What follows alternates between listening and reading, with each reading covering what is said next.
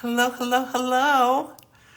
It's Celeste of Astrology by Celeste. Yes, it is. Oh, I've got my, I want to put my light on. Hi, snot, snotling queen. I don't know what that means, but that's an interesting handle. And hi, Sunsetter and Greenery Mama. Welcome, welcome. Hi, Julia and Louisa and Mel. Nice to see you. Hi, Kristen. Oh, I'm sending you a hug.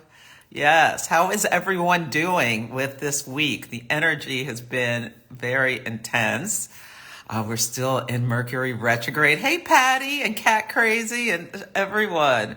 Let me see. Maybe I need to invite. Hi, Louisa.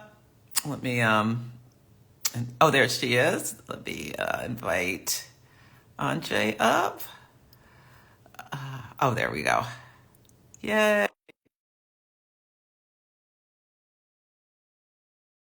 She is in the house. Let's see. Hi, Raven. Hi, everyone. Yeah. Yeah. It's been a tough week. Hello. Hi. How are you? I'm good. How are you? Ah, Oopsie. I've had better days, but okay. This Mercury retrograde is just, oh my God. This whole eclipse season has been a lot for me. You see my chart, Yeah, I mean, it's it's intense, isn't it? extremely. Um, Yeah. Especially if you have like any cardinal placements, right? hmm Around 19. Yeah. Yeah. Yeah. I've got my moon 2 degrees from there.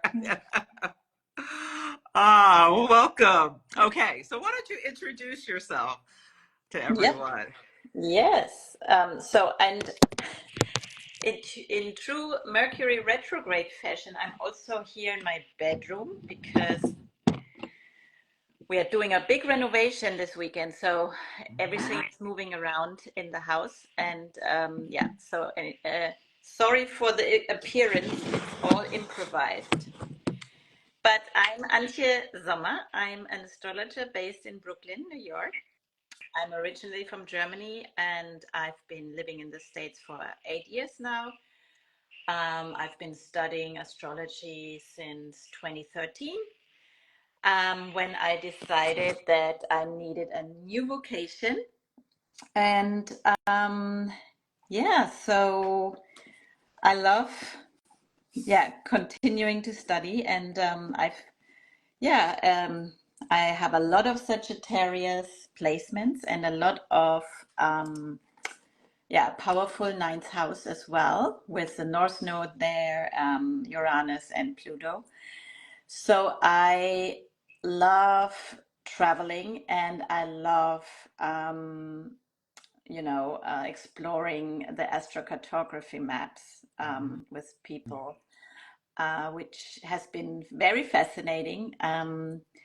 Yeah, so that's why I'm here. Yeah. So yeah, explain to people what astrocartography is. Yes, so astrocartography is has been developed in the 70s by a guy named Jim Lewis. And it is actually a mapping of your chart, your birth chart around the world. So basically, the planetary orbs, the way they were happening at this time, projected on a world map. So this gives you an indication of how you can use your energy or how certain places and traveling to certain places will affect you. And it is very indicative when you look at your astrocartography maps that there are certain pulls to areas that you might like and others that are not so interesting or even more difficult. So that's what you're exploring with this tool. Yeah, so when people ask me in consultations about where they should move or they want to, go to a certain place on vacation, or they're looking for retreat, or there is endless questions about that. I look into their charts and their maps, and then from there we also create relocated maps, or relocated chart rather. And by that we can see what areas of life are more emphasized in a different place. And obviously the more you are like traveling the world, if you're moving from Boston to New York, there's not a huge difference, because a lot of the lines, like some of them are going vertically, some are like, setting and rising, so they look different and they have a tighter orb. But basically, the relocated chart doesn't look hugely different, except if you move through time, like if you move through the time zones. Mm-hmm.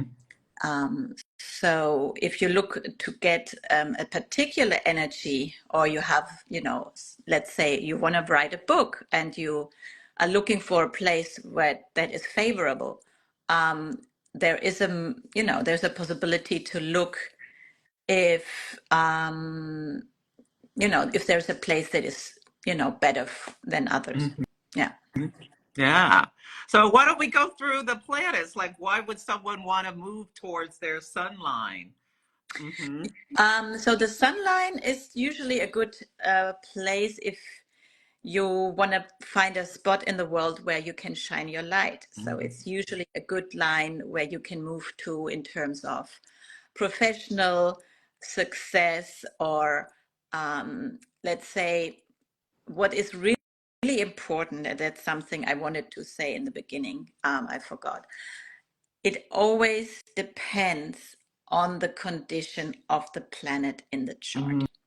Mm-hmm. If you have a Sun-Saturn conjunction in your chart, you will experience Sun-Saturn issues or strengths in the location of the Sun. So there is really, it's really important to first really understand the place, the birth chart, and from that you can draw more concrete information from the astrocartography map. That's why there is like no one size fits all in terms of, I send everyone to their sun line if they want to have professional success, because if the sun is, afflicted in that chart, it might be a very difficult place for them. Mm-hmm. So it really depends on the chart, and depending on what aspects the person has in their birth chart. Mm-hmm. Yeah.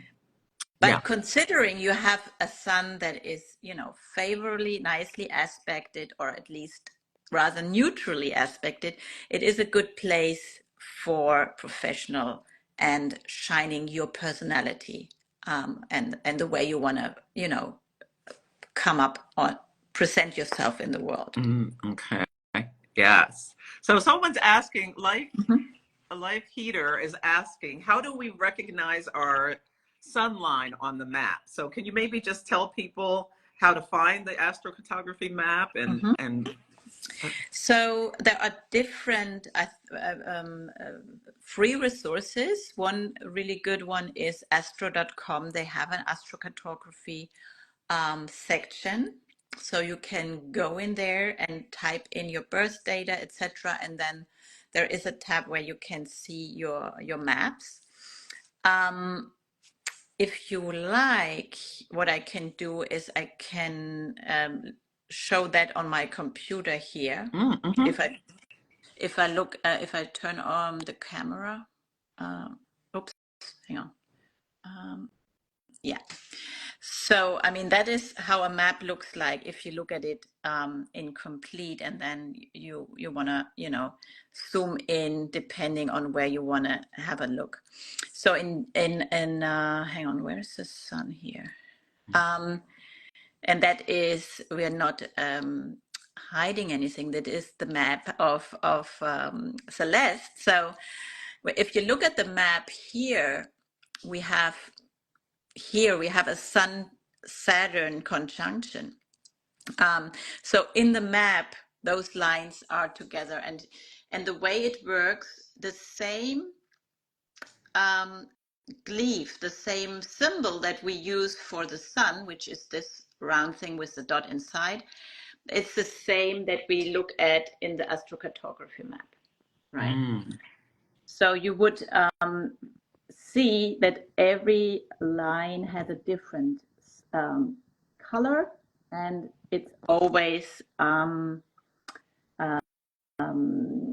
named and shown what it means. And if you here, for example, this is astro.com.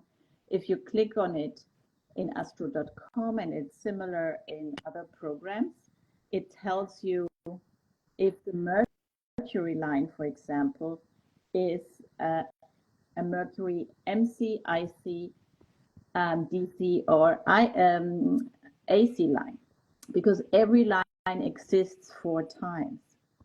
So this one is one of the strongest one, and this is, so if, for example, you would move to Greenland, the lovely country of Greenland, your Mercury line would be on the midheaven.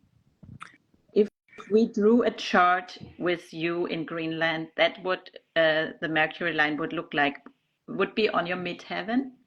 So that would be, for example, a place where you could technically go for writing a book. Yes, it'd be so cold in Greenland, I'd write the book very quickly. That's why Mercury is on my midheaven.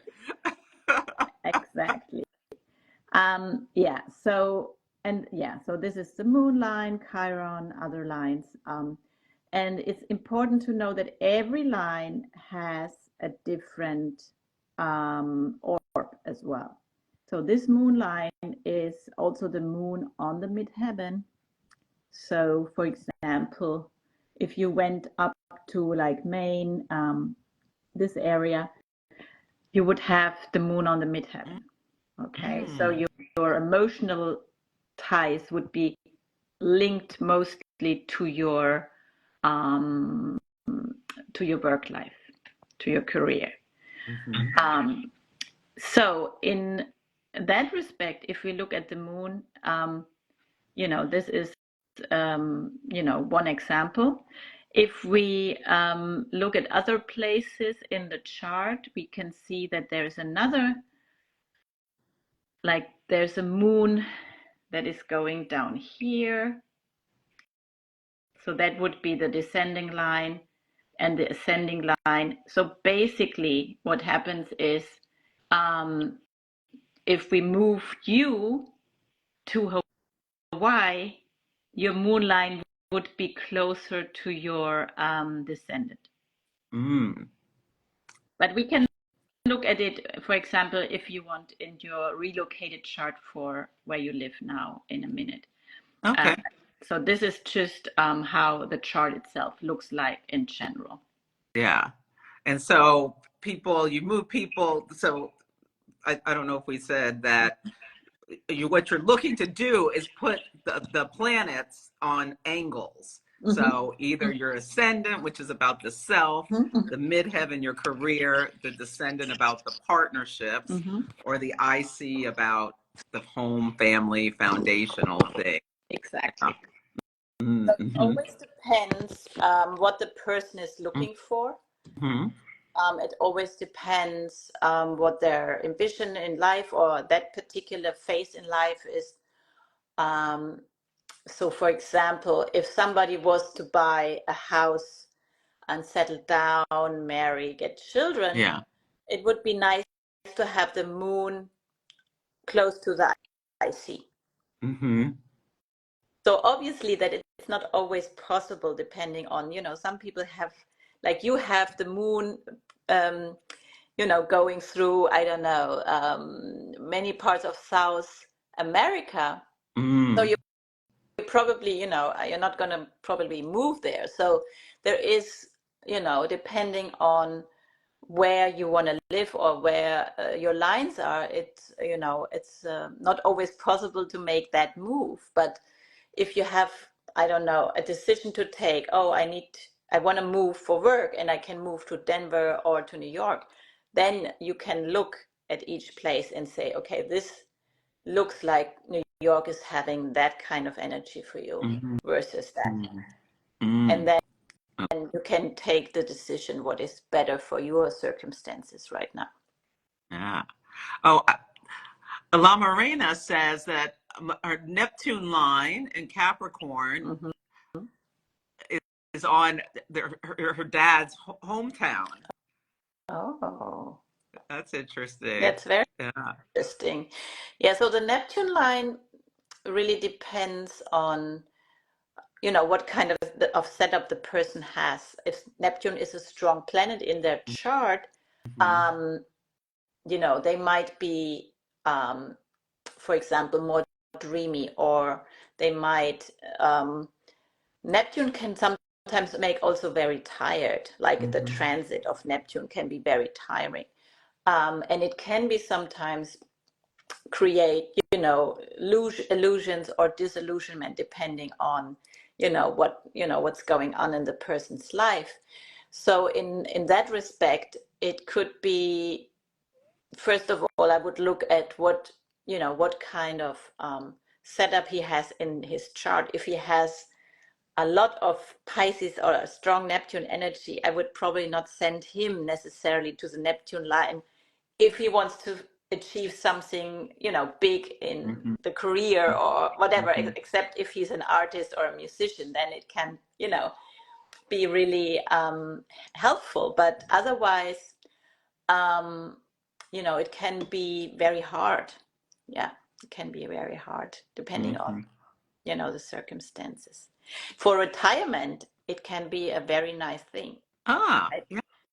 If you You don't just have want to to relax. achieve, yeah, if you don't need to achieve or work hard, it can be, nice to take it easy and, go with the flow and be more relaxed, right?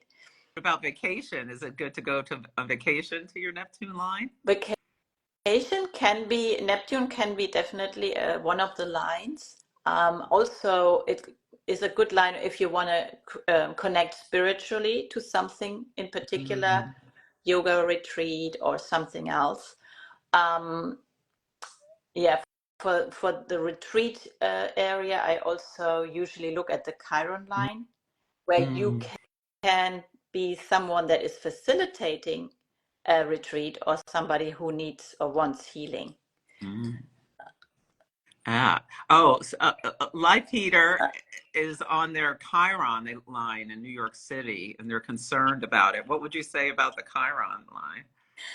Well, I'm personally a big Chiron fan, so I might be biased because Chiron is very big in my chart, but I really don't dismiss Chiron per se, because what can happen on the Chiron line, first of all, it can be a stage or a station in your life where you are for a particular time, in order to, evolve to the next level, in order to develop healing, to work on yourself, etc. So sometimes this can come in a, certain events take place at the line, or certain persons are reminding you of situations in the past. But the ultimate thing or reason for that is to grow and evolve. So I would look if the Chiron line is making any connections to the personal planets, like Sun, Moon, Mercury, Venus, Mars.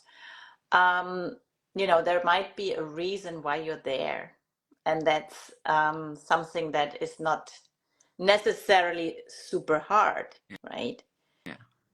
Or if you work as a healer or a practitioner, the Chiron line is actually really good in terms of professional success. Okay. Yeah. Oh, so Luisa's from Germany as well. Hey. Wise Walk is from tuning in from Ghana. Welcome, Oh, welcome. Yeah, hello. yeah. Is there any other questions from our Yeah, audience or I'm looking through. okay? Okay. Mm. Mel is having a horrible week too. Yeah. Hi, Aunt Simone. Yes. Okay, let's see. Mm. Someone mentioned about how a man set himself on fire outside. You're in New York City, right? Or Brooklyn. Did you hear about the guy who set himself on fire? Oh my gosh. No, I Mm. haven't. But Outside of Trump's trial. Yeah. oh Lord. Okay. I think I see all the questions. Let me look. Uh-huh. Let me look down. Let's see. Mm. Oh, so the person who lives on their Chiron line, they're working as a teaching artist.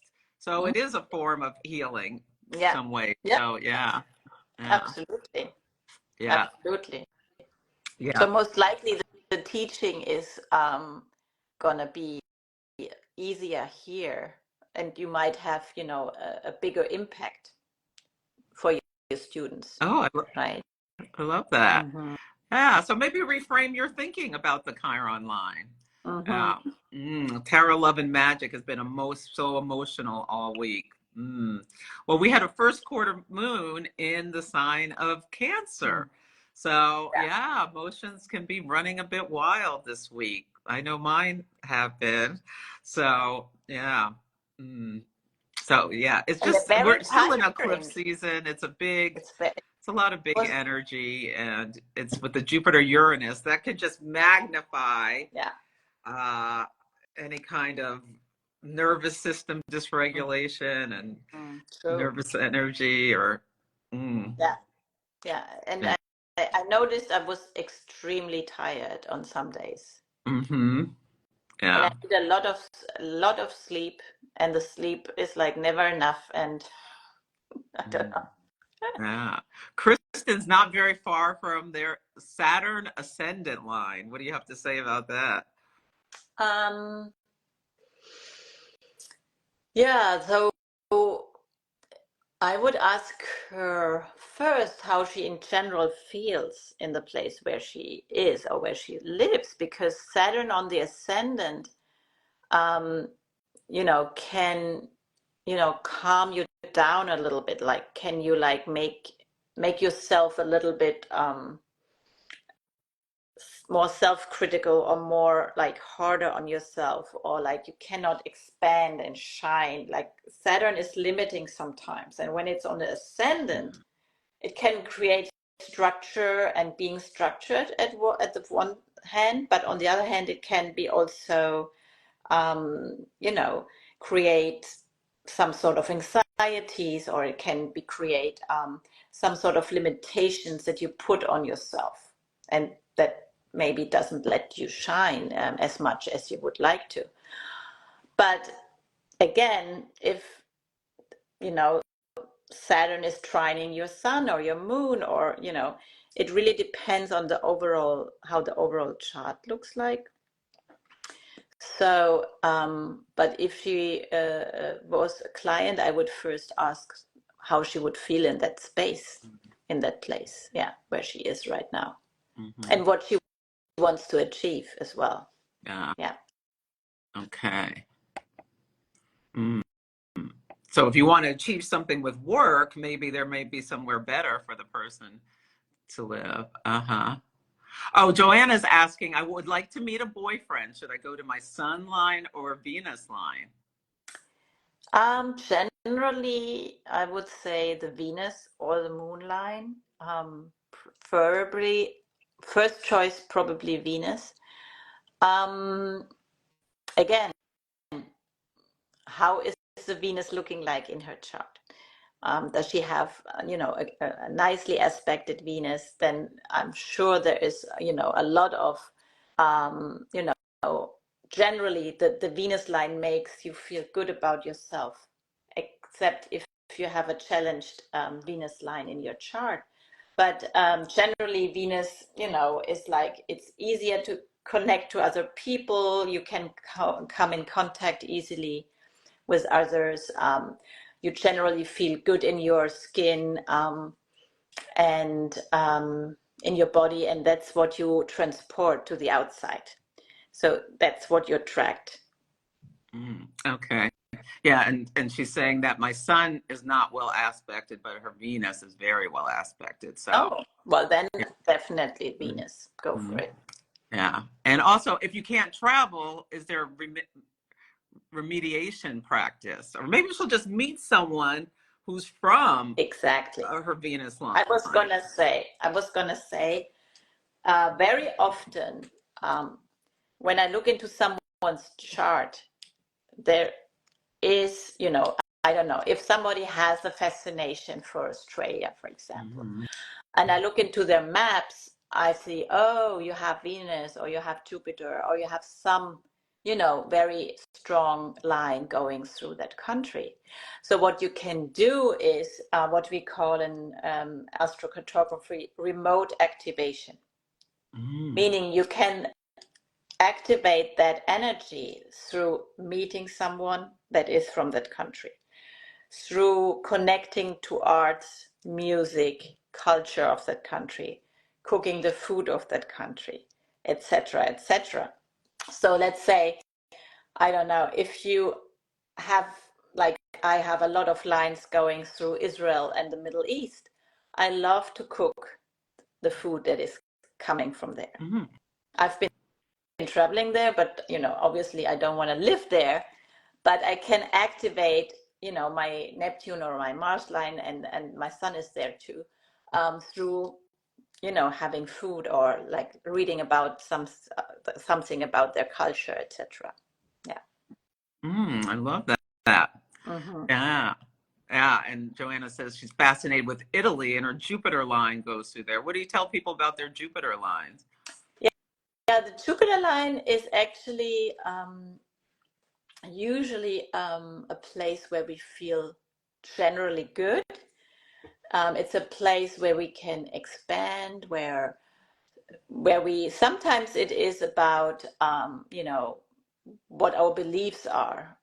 Maybe our beliefs are strong in that place. It might be that we are actually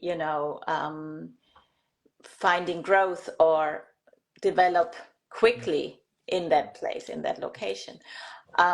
It might also be sometimes that you go to that place and you actually put on a lot of weight because Jupiter makes everything bigger. So it's quite literally can be also a signification of Jupiter. But it's usually a place where people generally feel good, feel happy. Yeah. What about the Mars line? Like I have Mars on my ascendant here in California. Yes.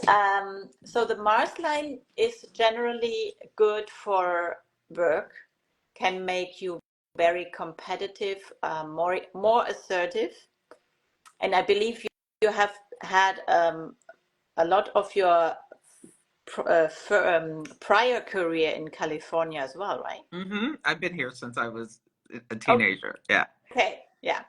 So if we look at that, I'm sure that this served you well for your career.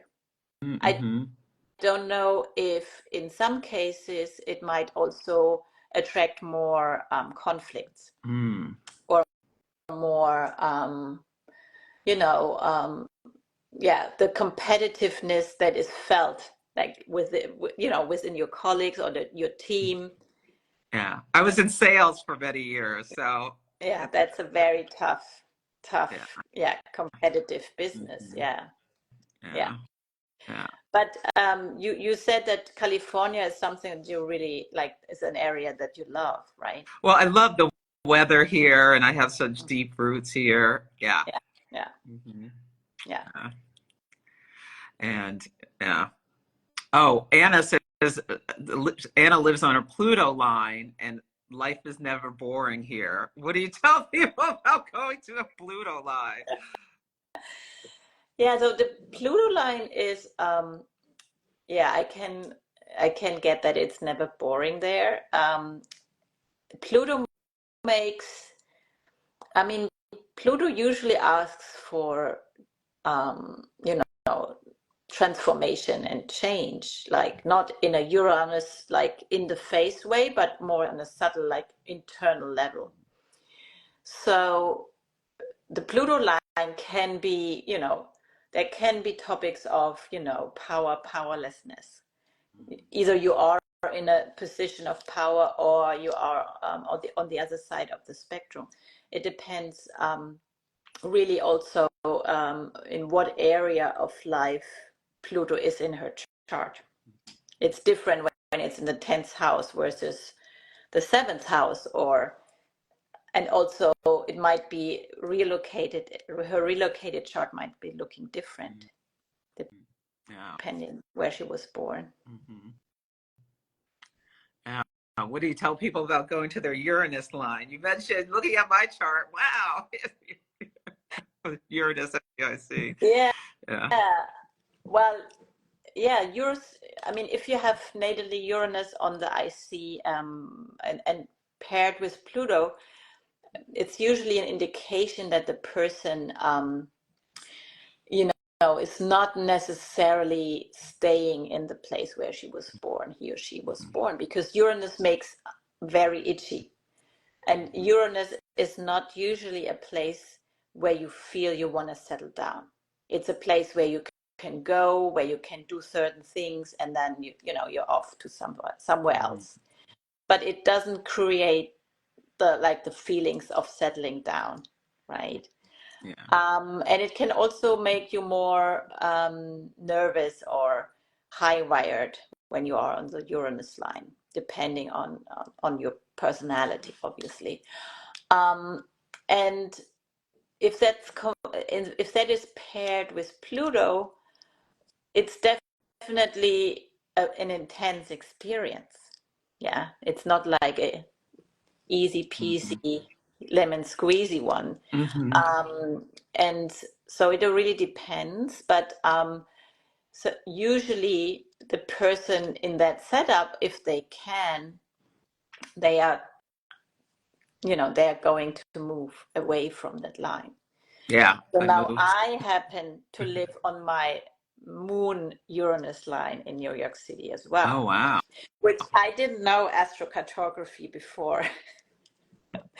So otherwise I would have maybe chosen a different location. But yeah, it's definitely not boring, but it really definitely it's also coming with a lots and ups and downs. Uranus is like not a steady energy. It's like with upheaval and change. And it's often change that is change you haven't chosen, but that chose you to go through that change, right? Yeah. So, you know, it's a very interesting one. It's not some line where I would. So if somebody, for example, wants to change their diet or their exercise or something in their life, the Uranus line is excellent because it facilitates change and also sticking to change, right? But if the person wants a stable, lovely home life, it's probably not always the easiest line to move to. Yeah. Someone's asking for what about the North Node line? The North Node. So the nodal axis is a very interesting one because oftentimes there is a big fascination for the nodal axis because there is knowledge from a prior lifetime. So it's very, very much possible that you have been there in a prior lifetime. And it's very common that you travel to the axis and that you feel some kind of familiarity because it's a place where you have been and it's somewhere stored in the unconscious. Oh, where's my North Node line? But I don't even know. I was looking, and the funny thing is, your North Node is not in LA, but it's squaring. Your Mars is squaring the nodal axis. there is a link to a prior life for you in that area as well. Oh, in California? Yeah. Oh, So okay. it could be that there is some sort of unfinished business, maybe a conflict in the prior lifetime that you're solving in this lifetime. Okay. Right? Yeah, but I found that the nodal axis very often has, similarly to the moon is more conscious. The nodal axis is a little bit more on an unconscious level. You are traveling to a place that you know from someone earlier. Yeah. Yeah. Oh, Kristen's asking, if you work remotely, would you want to pay attention to the location of the headquarters? Oh, that's an interesting one. I think that can be a very interesting in terms of if you look at your career and your 10th house, having the headquarters there. I mean, ultimately, I would first look at where you are and where you are located. But it could be if the headquarters are on a Pluto line, it could be that you're experiencing some sort of Pluto activation. And that can be a positive one if Pluto is aspecting your personal planets in a nice way, or more challenging if it's not.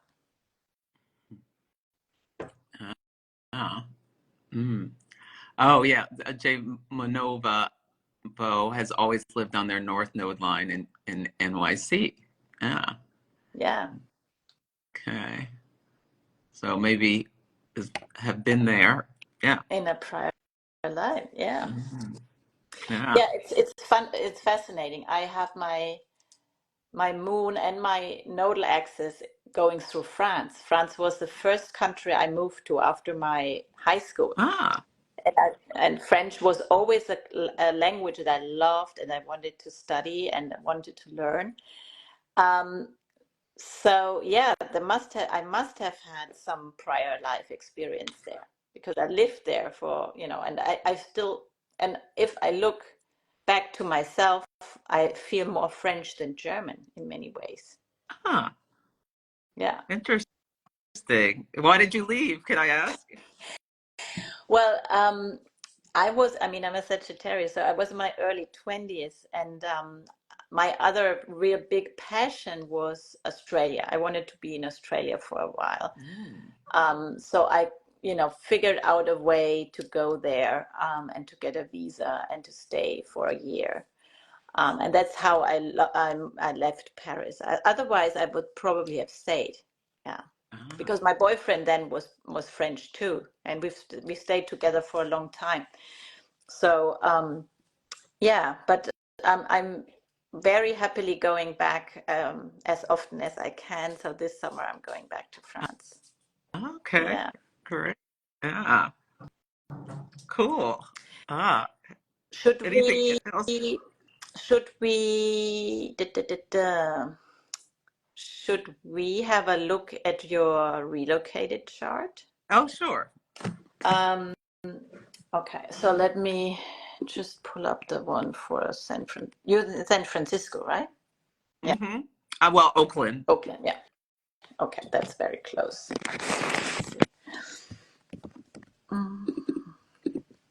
And if somebody else, oh, good. Hello, Australia. Ah. Yeah, I loved Australia. I've been there. I've lived in Melbourne for a year and I loved it. Um, um, and I felt, I have my Mars, Neptune, Sun going through Australia. So there's a reason why I wanted to go. And it's really interesting if you look at a world map with Australia in the middle. Europe is so far away, like so far in the corner. And it's really interesting because if you're in a country where everything is, so far away, it's changing your perspective completely, right? And what is also interesting, and I think many people don't realize it, is Australia is almost the same size as the States. Yeah. In terms of East Coast, West Coast. Just that most of the country is completely empty. Mm-hmm. Yeah. The So people you can live just drive. around the coast, pretty much. Yeah. Yeah. So when you drive around there, you can, for hours and hours, like drive around through the desert and not meet anyone, Mm-hmm. which is something that never happens in Germany, obviously. Okay, so let me get this in Oakland.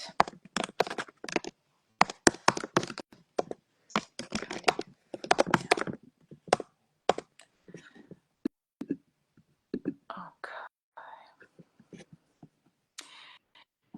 So what I also wanted to highlight for people who want to look at their own chart. For example, when I looked at your example, Celeste, that you said you loved Paris, but you weren't really you didn't have the best time in Barcelona. I looked at the map and there are no lines to either of those places that are close. Oh, okay. However, if you look at the map, what is really important is also to look at the crossings. Mm-hmm. When there are two lines crossing, the energy of that line or of that crossing is effective on that same latitude around the world. Mm-hmm. So you can have a crossing, I don't know, somewhere in Japan. If it's at the same latitude, it would also affect the other places in the US or somewhere else. Mm-hmm. So, and that's when it gets a little bit more, in details and more tricky to figure out the maps. So look at that. Okay, let me. Uh-oh. This is your relocated chart. So look at that. Almost like all your 11th house planets are moving into the 12th. Mm-hmm. Isn't that interesting? Mm. Yeah. So what would you say about that? Mm. Well, interesting. I mean, it sounds to me that astrology seems to be a lot more fitting than the sales job. Yes. Because the sales job must have been quite exhausting. It was stressful. Yeah. Constant pressure and stress. Yeah. Yeah. But also, like, with a 12th house energy and not necessarily feeling like you want to go out there and be like, the 12th house is more retreat, is more like, spirituality, looking at the and connecting with the unconscious, meditating and all that. So it's a lot more fitting that you became an astrologer. Mm-hmm. Yeah. Right? Yeah. I mean, the 11th house is still, emphasized with Chiron and the moon there. And it's also fitting in terms of that you are working, also with groups of students and, that you're leading groups, etc. Yeah.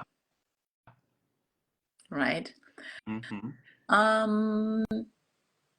And I mean, what is also interesting is if we look at the angles, I think what we can really, and I mean, when I met you or when I got to know you, I mean, I was feeling a lot this, Gemini energy. Mm. And you're a Gemini rising with Mars in Gemini on the rising and Venus there too. So, that's a very, outgoing, bubbly person. I personally don't feel that Cancer that much. Oh. Yeah. Okay. Even so, I remember you are Cancer rising, right? Yes. But in the relocated chart, it makes you, like the Gemini is even more prominent. Mm-hmm. Yeah. Well, I've always been like interested in learning and information gathering and writing and all of the things, talking. Yeah.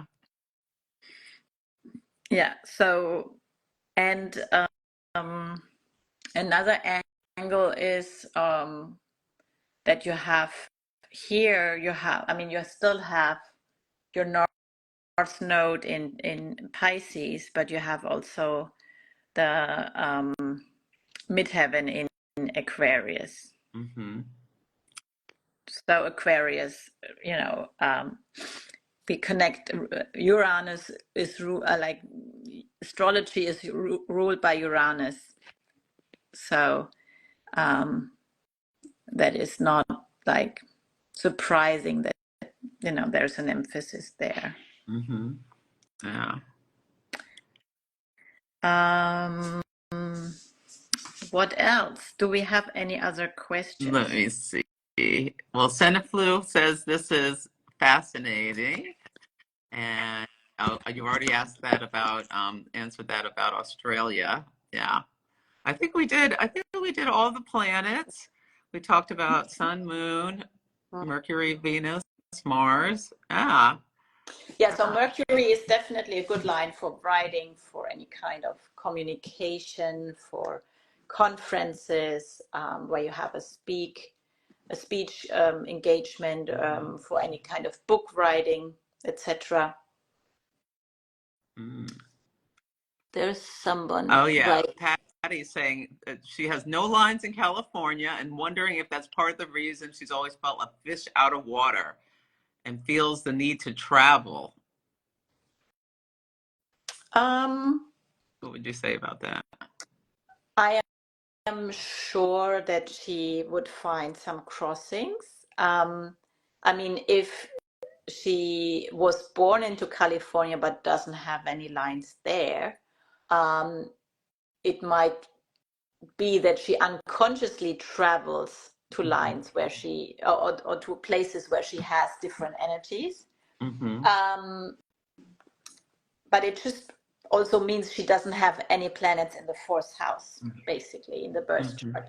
Mm-hmm. And that's, neither good or bad. It just is, and, it's an invitation, for example, to go to places where she would see different things Mm-hmm. and experiences different energies. Yeah, she was born in California, Yeah. so where she was born. Yeah. And Anna, her chart changed drastically. She moved from her Sun line and then Venus line, and is now on the Pluto line. So wow, I Yeah. wonder how comfortable is that, Anna? Well, some people love the change. Uh, uh-huh. And Pluto definitely asks you to transform and transcend. Yeah. Oh, So, yeah. oh, Kristen's saying when paying attention to the crossing line, so where two planets cross, what do you consider to be important when looking at distance? How many kilometers? So for the crossing, it's a very tight orb. So it's within a degree. Mm-hmm. So if the crossing is, I don't know, let's say at 40 degrees north, you would look between 41 and 39. Okay. It's a tight corridor, yeah. Mm, okay. Oh, Anna says, not really. Not loving that Pluto energy per se, desiring to constantly transform uh, and do the Phoenix work. Yeah. Mm. Oh, Seneflu is from Bulgaria, but moved to Australia 27 years ago and is a different person here. Feel different and at home in Sydney. Oh, that's nice. Ah, That's very cool. yeah. To I mean, be somewhere where you're happy. yeah. Yeah. Mm. Yeah, Mm. I'm pretty sure it's gonna be reflected in her chart. Yeah. Yeah. Yeah. Great. Well, I think we shared a lot. Thank you so much. Thank Why don't you tell you. people how to find you and anything else you want to say about what you're doing or what's coming up for you? Um, yeah, so I'm yeah, Brooklyn Astrology here on Instagram. Follow me if you like to learn about astrocartography. I usually post about the actual planetary alignments as well. I also like to communicate with my group of followers regarding how they feel and what's, how their week is going, etc. So that's something that I'm doing very regularly. And then what I also do is I do locational readings. I also, do regular readings like, the year ahead, or I recently started to do again because I got the request, like looking at children's charts. Mm-hmm. And a new passion of mine, which is very different to the birth charts or to the astrocartography maps, is to look at death charts. So when people are passing, it can be sometimes very shocking for people that stay behind, and to understand a little bit better what happened and what happened in your life and in the person who deceased is very fascinating and can be very healing as well. Mm-hmm. Yeah. Yeah, that's me. Okay. Yeah. Great. Oh, Ashley, Antje showed us how to find the astrocartography at the beginning, Yeah. so you can watch it back. And she showed how to go to astro.com to find your astrocartography lines. Great. All Great. Well, right. thank you so much. This Thank has been you. great. People really enjoyed it. And Thank you. I'll make you a collaborator if you want to share it on your Oh, wall too. oh yeah, thank you so much. And have a great weekend, everyone. Enjoy the Jupiter Uranus conjunction. Hopefully things are rather exciting and uplifting, not too chaotic. Oh, I'm experiencing the chaos part. We Yeah. will be going through very quickly, hopefully. Yeah. Yeah. Yeah. Okay. Well, you All take right. good care. Yes, you too. Yeah, Bye now. bye. Thank you Bye so bye. much.